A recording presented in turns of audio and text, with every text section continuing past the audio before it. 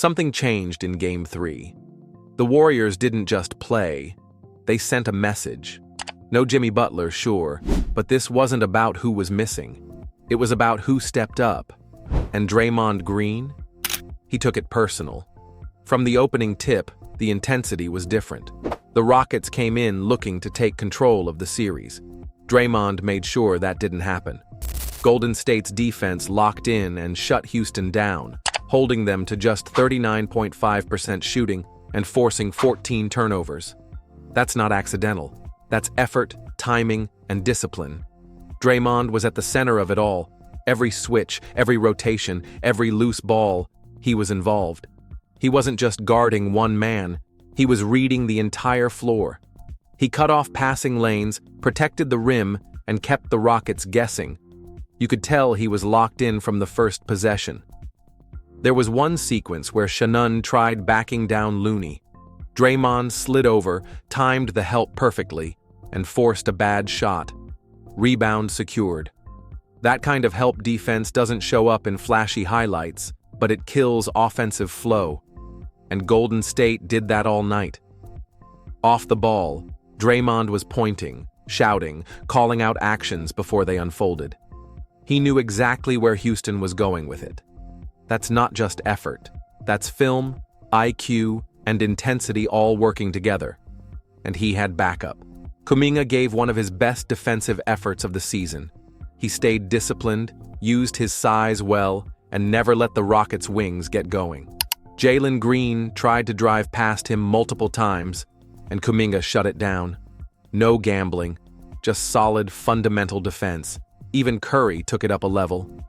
He stayed in front of Van Vliet, used his hands smartly, and rotated fast enough to cut off second options. At one point, he blocked a drive in the paint, pushed the break, and hit a deep three. That's what you want from your leader, both ends, full impact. The rotations were clean, no one missed assignments, every closeout was aggressive. Payton came in and instantly applied pressure. Looney switched onto guards and held his own. It didn't matter who had the ball, Golden State made them work for every inch. And when you do that possession after possession, you break rhythm, you kill confidence. That's exactly what happened to Houston. By the second half, they were forcing bad shots, rushing possessions, and settling from outside. The Warriors took away their paint game. Shannon couldn't find a groove, no space to create. Nothing came easy. The Rockets tried targeting Steph a few times, thinking he'd be the weak spot. Big mistake. He stood his ground, forced kickouts, and even drew an offensive foul on Brooks. That's a sign of growth. Steph isn't just an offensive weapon anymore. He's accountable on defense too. But make no mistake, this was Draymond's game defensively.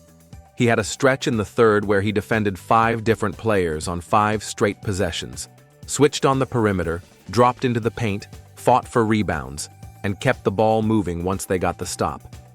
He didn't need to score much. His presence controlled everything. Even Coach Stackhouse's influence showed.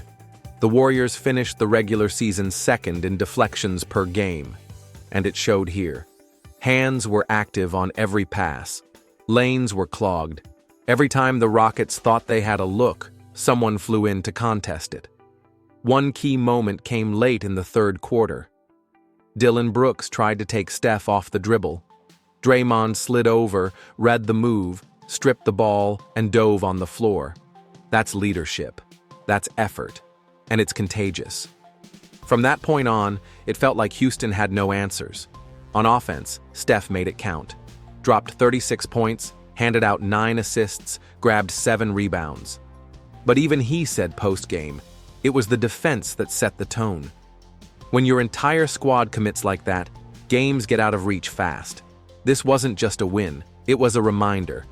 You come at the Warriors, you better come correct. Because if Draymond takes it personally, you're in trouble. So what changed between Game 2 and Game 3? Simple. Urgency. Draymond said it post-game. This wasn't just about X's and O's. It was about pride, about setting a standard. And when he plays with that edge, the rest follow. That's been the Warriors' formula for years. Defense first, energy second, execution third. And it worked perfectly. You could see it in how they closed quarters. No mental lapses, no lazy fouls. Even the bench unit held the line. Chris Paul managed the pace, took smart shots, and kept everyone in rhythm. Moody and Wiggins came in with physicality, getting deflections, staying tight on their man, never switching off. Houston didn't get anything easy. When they tried to run, Golden State got back. When they slowed it down, the shot clock ran out.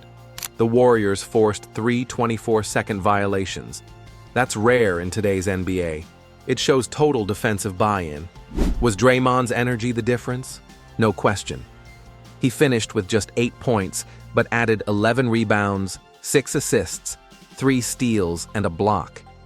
He didn't just talk, he backed it up on every play. And that fire? It lifted the whole building. You could feel it in Chase Center. Every stop felt like a bucket. Every deflection felt like a dunk. Even when the Rockets tried going small, hoping to pull Draymond out of the paint, he adjusted. Switched on guards, stayed in front, gave no ground. That's what separates him. He thinks faster than most players move. And when he's locked in like this, he's one of the best defensive players in basketball. Still, how did the Rockets respond? They didn't. Fred VanVleet finished with just 9 points. Dylan Brooks shot 3 for 11. Shannon, who dominated inside in Game 2, couldn't get into the paint. They didn't just miss shots, they were forced into them. And that makes all the difference. The fourth quarter? That was cruise control. Warriors had built such a wall that even when Houston tried to mount a run, it never got dangerous. The defensive pressure never dropped. Golden State kept making the extra rotation, kept boxing out, kept closing strong, and here's the thing. This version of the Warriors isn't about outscoring you, it's about out-toughing you. Steph handles the offense, but Draymond commands the soul of the team.